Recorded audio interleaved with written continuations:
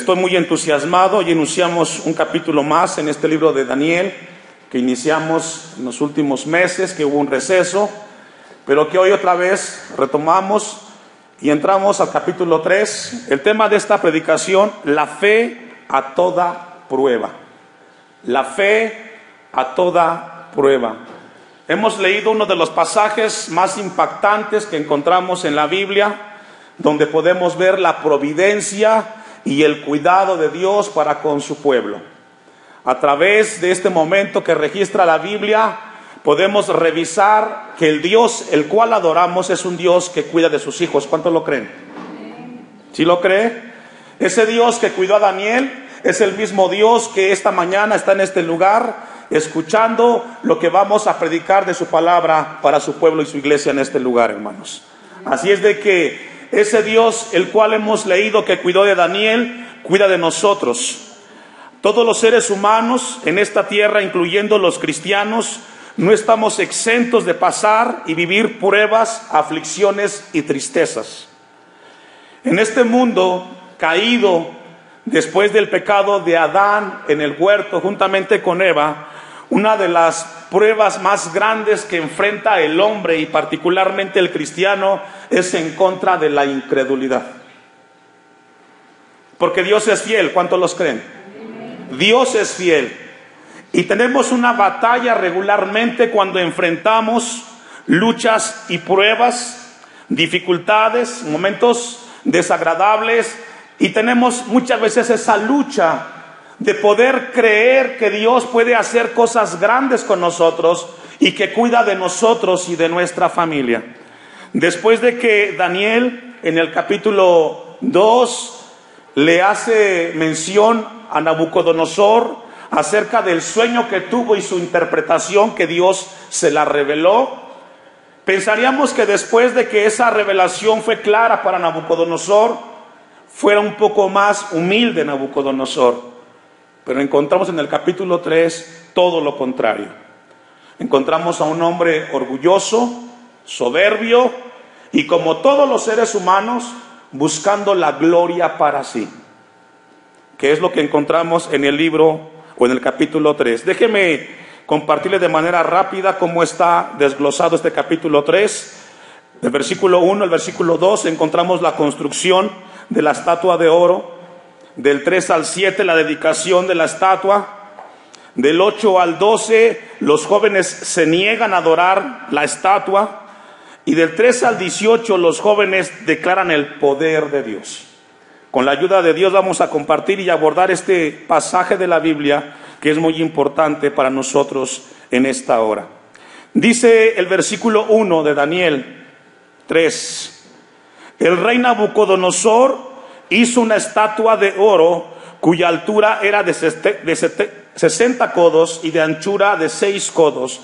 La levantó en el campo de Dura, en la provincia de Babilonia. Aquí encontramos que Nabucodonosor se manda a realizar una estatua en el campo de Dura.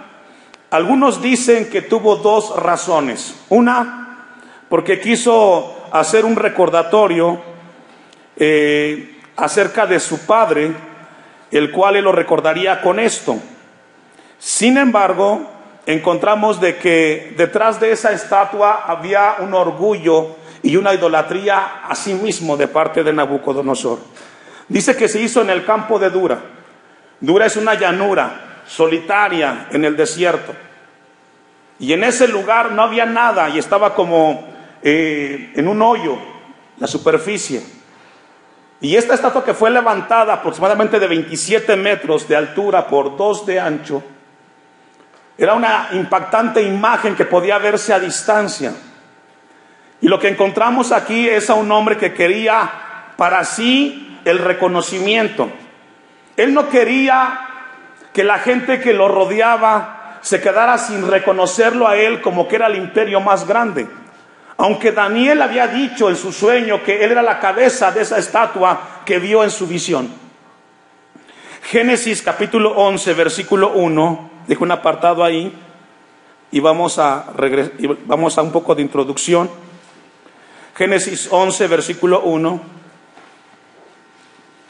Y en Génesis 11, versículo 1, encontramos de que lo que Nabucodonosor hizo no es nada nuevo. Siempre el hombre ha estado en contra de su creador y siempre ha procurado rebelarse contra él. Encontramos en Génesis 11 el momento cuando los hombres de aquel momento se reúnen en rebelión en contra de Dios y comienzan a levantar la torre de Babel. Tenía entonces, versículo 1, toda la tierra una sola lengua y unas mismas palabras. Y aconteció que cuando salieron de oriente hallaron una llanura en la tierra de Sinar y se establecieron allí. Y se dijeron unos a otros, vamos, hagamos ladrillo y cosámoslo con fuego. Y les sirvió el ladrillo en lugar de piedra y asfalto en lugar de mezcla. Y dijeron, vamos, edifiquemos una ciudad y una torre cuya cúspide llega ¿a dónde, hermanos? ¿Y sabe que el hombre tiene en su corazón eso en contra de su creador? Él quiere atraer para sí toda la gloria. Y debemos de cuidarnos nosotros, los cristianos, de ello. Porque aunque somos redimidos por la gracia de Dios, casi siempre surge en el corazón del hombre atraer el reconocimiento. Pero tenemos que reconocer que si algo bueno podemos hacer es porque Cristo puso el querer como el hacer por su buena voluntad en nosotros. Amén. Y si llegamos a hacer algo bueno en nuestra vida, dice uno de los evangelios, somos siervos inútiles. Porque solamente hacemos lo que nos corresponde hacer, no hacemos nada más. Pero el hombre encontramos en el Génesis que comenzó a rebelarse en contra de su creador y poder estar encima de él. Construyamos una torre que llegue hasta el cielo, dice el versículo 4.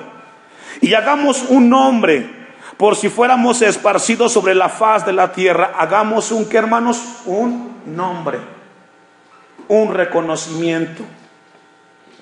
Que fue lo que encontramos en el libro de Daniel capítulo 3, donde Nabucodonosor, en el tiempo que vivía, quería un nombre para sí. Quería imponer su poder sobre todos los pueblos que tenía bajo su poder. Él quería un reconocimiento. Esa estatua que levantó en la llanura de Dura sería el reflejo de su poder. Y dice el versículo 5, y descendió Jehová para ver la ciudad y la torre que edificaban los hijos de los hombres.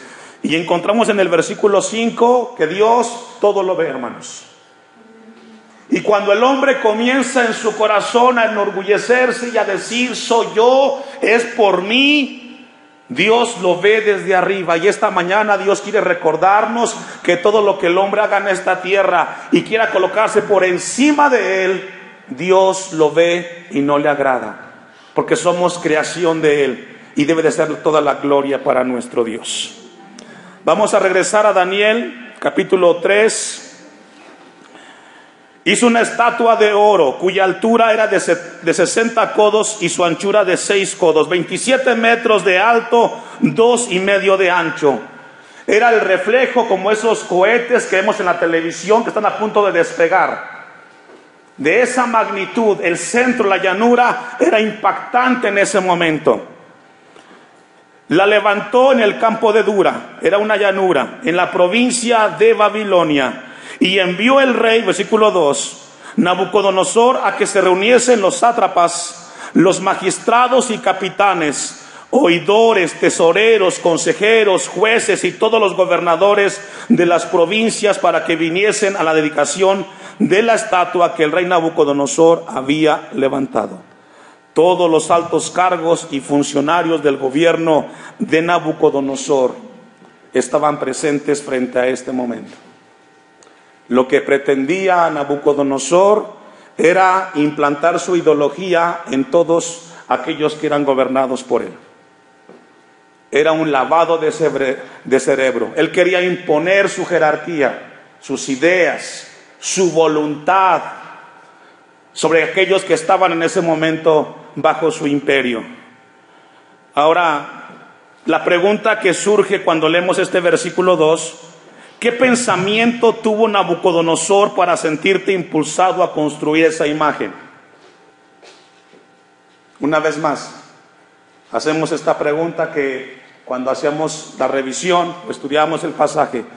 ¿Qué fue lo que impulsó a Nabucodonosor a hacer esto, hermanos? Piense por un momento ahí en su mente. ¿Qué fue lo que lo motivó? ¿Qué fue lo que lo impulsó? Yo me encontré 3 respuestas a esa pregunta. Y la primera es que la construcción de la estatua mostró la rebelión de Nabucodonosor contra el Dios de los cielos, que le había dado a él ese dominio mundial en ese momento. Porque el que pone reyes y quita reyes es Dios. Y él tenía que haber sido agradecido por gobernar un pueblo. Sin embargo, él se rebeló en contra de aquel que le dio la facultad para gobernar. En un nivel un poco pequeño, a usted Dios, papá, le dio el privilegio de ser padre frente a unos hijos. Es un privilegio que usted tiene, que no debe de pasar por alto, y que debe de ser agradecido, y que debe de procurar ser el mejor padre para sus hijos y la mejor madre para sus hijos, porque eso es lo que espera Dios de nosotros. ¿Cuántos dicen amén? Amén. Y que nunca pase por su mente el decir: yo me lo merezco, son mis hijos.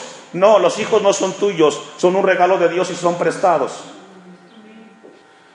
Una segunda respuesta a esa pregunta es que Nabucodonosor mostró orgullo al hacer una imagen que evidentemente mostraba su deseo de edificarse a sí mismo. Número 3, Nabucodonosor estaba buscando un principio para reunir todos los pueblos que eran gobernados por él en aquel tiempo y poder tener un gobierno totalitario por encima de ellos. Reunió a toda la gente importante de ese momento que tenía en su reino. Versículo 4. Y el pregonero anunciaba en alta voz: mándese a vosotros, pueblos, naciones, ¿y qué, hermanos? Y dentro de ese grupo que menciona el versículo estaba Daniel y sus 3 amigos. Recordemos que ellos eran parte del grupo donde fueron partícipes del exilio. Y en este momento Daniel tendría alrededor de unos 18 o 20 años. Era un joven, como muchos de ustedes que están aquí. Frente a un momento difícil. No ha habido un momento fácil para el cristiano en este mundo. Aunque ustedes piensen que el siglo XXI es complicado y complejo por cómo vivimos y el pensamiento posmoderno en el cual estamos inmersos, todo cristiano ha vivido un tiempo difícil. Y lo que ha hecho que el cristiano sea testimonio es que confíe en el Dios que lo ha salvado. Encontramos entonces a una persona, el versículo 4 dice: y el pregonero anunciaba en alta voz: mandase a vosotros, pueblos, naciones y lenguas, que al oír el son de la bocina, de la flauta, del tamboril, del arpa, del salterio, de la zampoña y de todo instrumento de música, os postréis y adoréis la estatua de oro que el rey Nabucodonosor ha levantado. Y encontramos entonces en el versículo 5 que dentro de esta dedicación aparecía la música. Registra algunos nombres que conocemos en la actualidad, pero también dice en el versículo 4, en el 5, y todo instrumento de música. Es decir, hay otros muchos instrumentos que no fueron mencionados que participaron de este evento. La música fue creada para que el hombre exaltara a su creador, no para que el hombre se exaltara a sí mismo. La música es un medio, no un fin. Y la música trastoca las emociones del hombre. La música puede mover los sentimientos. Y encontramos que en ese momento Nabucodonosor estaba pensando cada acto que estaba realizando. Él sabía que la música traería y repercutiría en todos los que fueran partícipes de ese momento. Todo instrumento de música. Qué importante es la alabanza cuando es dedicada a Dios. La música debe de ser utilizada no para manipular las emociones de las personas, sino para llevar al hombre, para reconocer y exaltar la grandeza de Dios. ¿Cuántos dicen amén? Por eso el Salmo 95:1 dice: venid, aclamemos alegremente a Jehová, cantemos con júbilos a la roca de nuestra salvación. Dios quiere que tengamos cuidado con ello, hermanos, y que cuidemos en nuestra vida, no a nosotros, no, Señor, no a nosotros, sino a tu nombre sea la gloria. Efesios capítulo 5, versículo 19. La música es una gran ayuda para la adoración cuando es enfocada hacia la exaltación de Dios. Cuando la música es manipulada y tergiversada, comienza a manipular los sentimientos y las emociones de los hombres. Efesios 5:19 dice: hablando entre vosotros con salmos, con himnos y cánticos, ¿qué, hermanos? Espirituales. Debemos de reconocer y entender como iglesia que la música debe de ser un elemento, un instrumento para la exaltación de Dios. Nuestra vida tiene que ser rendida a Él. Y cada vez que usted cruce esa puerta y entre a este santuario, no se quede callado, porque hay un Dios que merece la gloria y la honra. A veces lo perdemos de vista y no lo entendemos.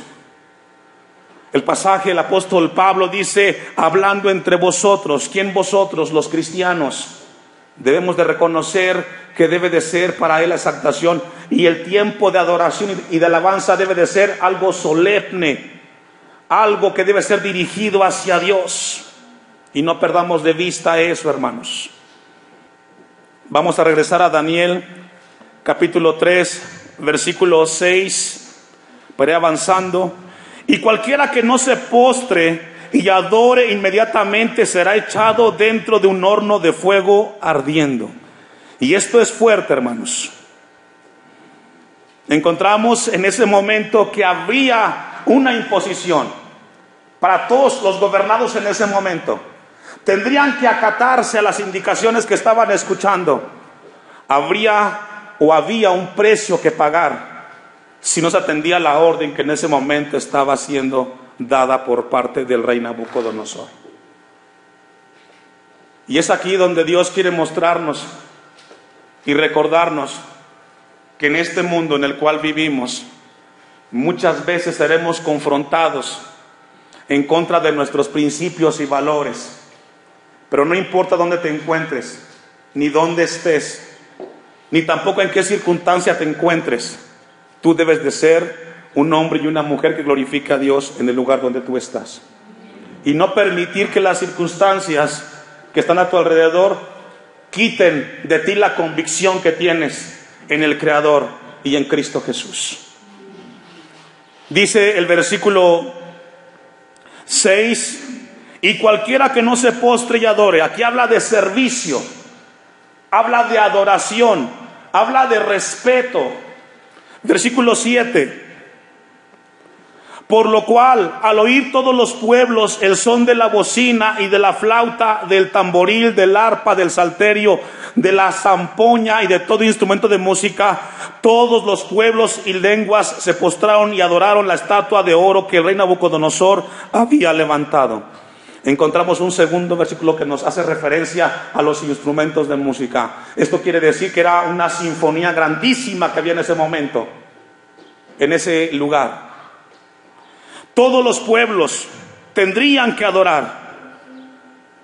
No había justificación, no había actitud que rechazara la orden del rey.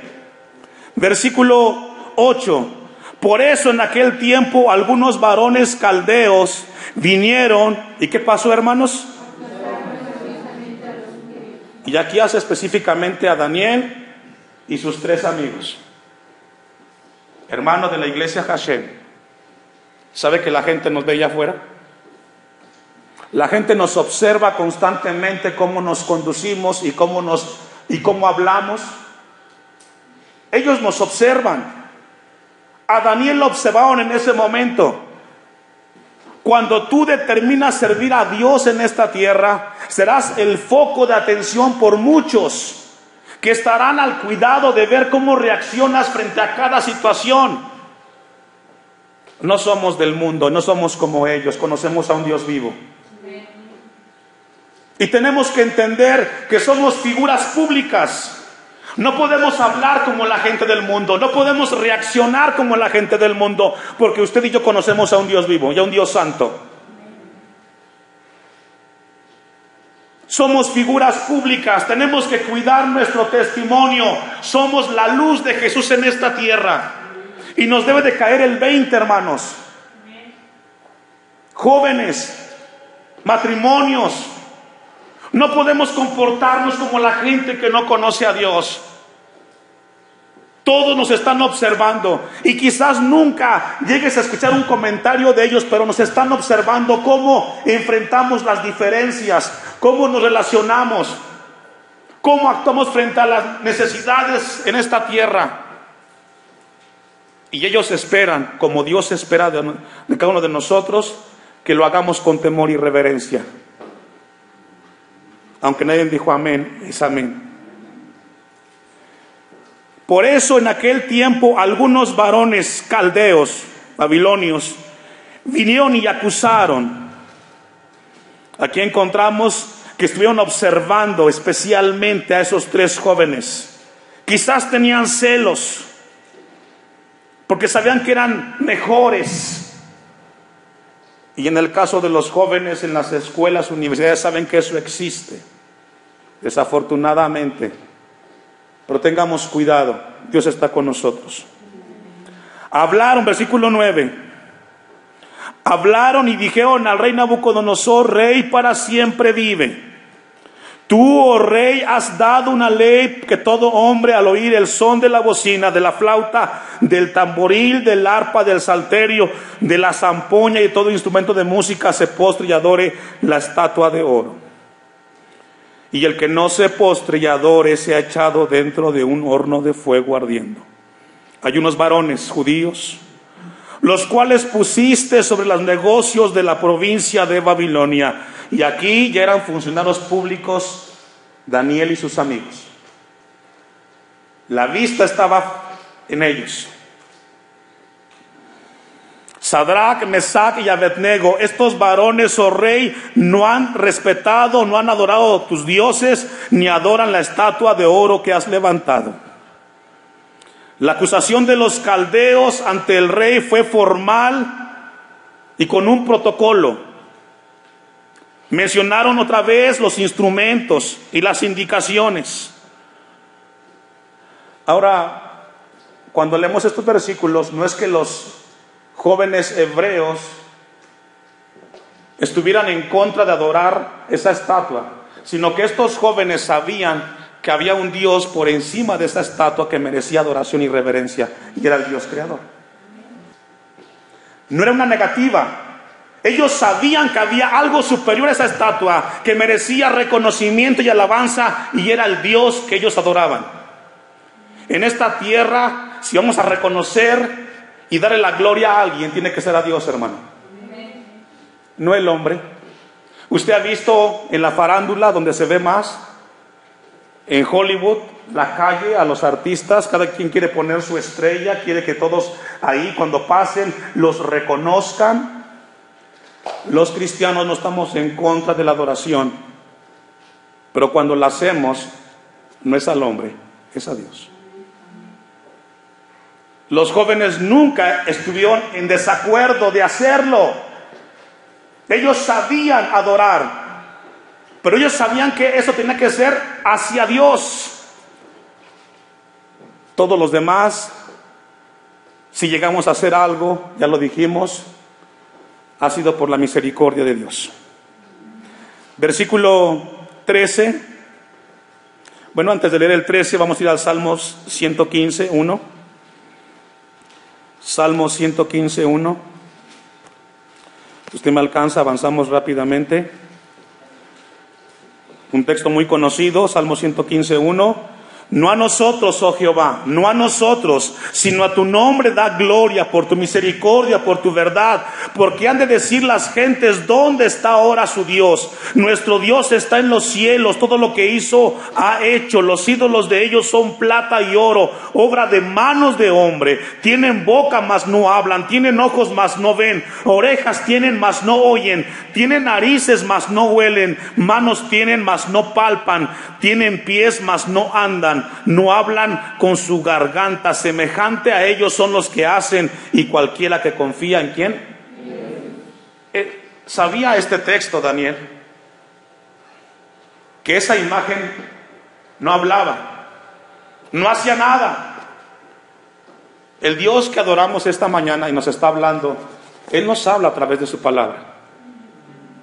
Y cuando estamos mal nos corrige, nos exhorta, nos amonesta, y cuando estamos tristes nos alienta a seguir adelante. El Dios que adoramos no es un ídolo, es un Dios que tiene voz y habla, hermanos. Daniel 3:13.